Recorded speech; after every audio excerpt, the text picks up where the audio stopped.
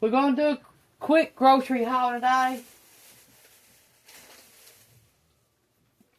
Big can of pears in syrup. We're going to cook them in butter. Got a bag of peanuts.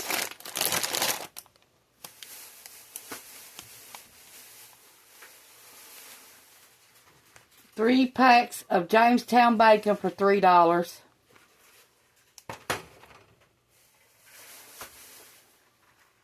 And it's 16 ounces.